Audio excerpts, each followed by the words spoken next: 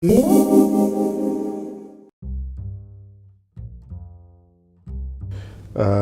a joking way, Beaufort would tell me about our competition against fathers.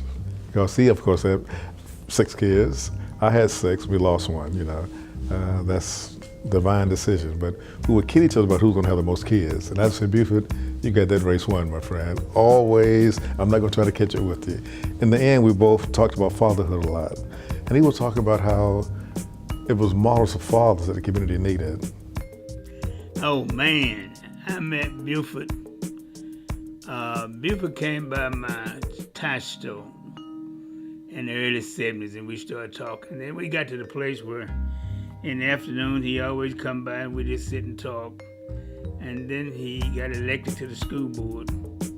And we talk about that. I think Beaufort was one of the second black, I believe, to serve on the school board. And he had some issues with things in the school system and things that concerned me, and we'd sit down and talk about it, and we just come together and felt that the best way to solve a problem if it's racial, if you could sit down to the table, that's the way Beaufort operated.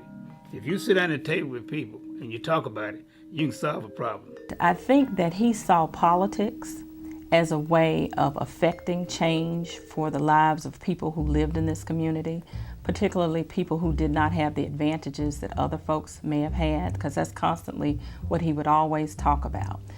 Hard-working man, not only for the school board, but for the county, everything. He didn't brag about it, he didn't holler, he just went about it his way. Beaufort clothed a lot of people, he fed a lot of people, and people don't know the things that Beaufort have done in this community, man.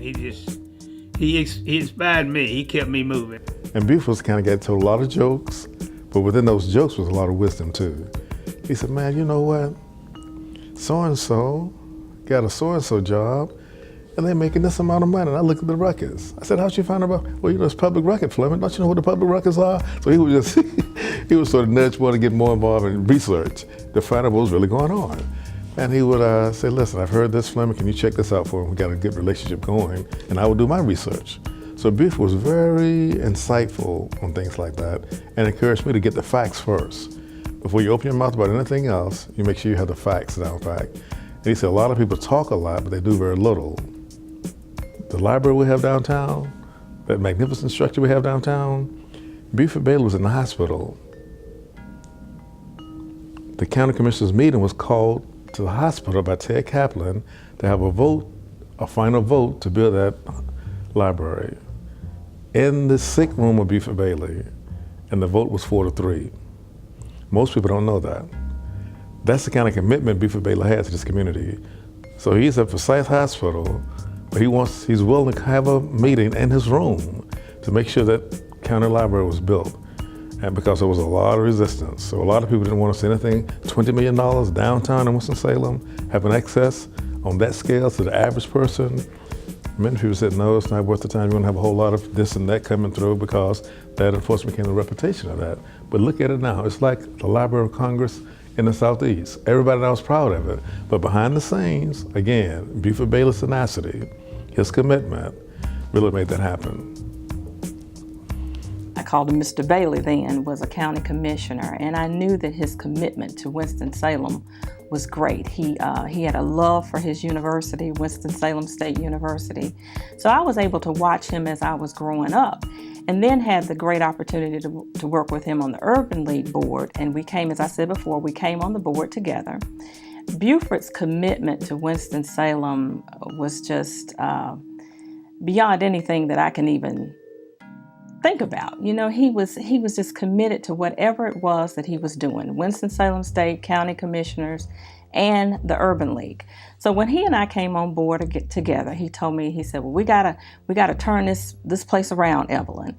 And that's when I really got to know him. And he went from Mr. Bailey to Beaufort. He became a friend of mine. He was definitely someone who was very committed to the Urban League, and I think you had to prove yourself to Beaufort when you came on the board. You know, no one was sort of given the benefit of the doubt.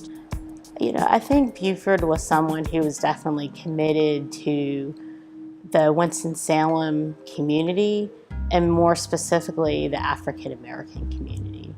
And I think that given probably the things that he saw through his lifetime, he wanted to make sure that our community succeeded and excelled. And I think he saw the Urban League as a vital component to that success. And I think he knew what the Urban League had been in the past, and I think he was committed to making sure that it returned to that vibrant community that it was. You know, the really interesting thing about Beaufort Bailey is that when I went to his funeral, there were really only 3 institutions that came up over and over and over again. They were the County Commission, Winston-Salem State, and the Winston-Salem Urban League. And every single one of those institutions are institutions that are designed for people who intend to serve. And so it meant that his whole life, his entire professional life, was about service to community. And that when he was a commissioner, he was fighting for community. When he was volunteering and working on behalf of Winston-Salem State, he was fighting for community. And certainly when he was on the Urban League board, he was fighting for community. And at every single point, it's simply who and what he was, a person of service. So an organization whose sole goal is to better community, we certainly feel that it's our obligation to honor someone like former County Commissioner Bailey for his service, because it certainly made our commitment and our ability to serve that much better and that much stronger.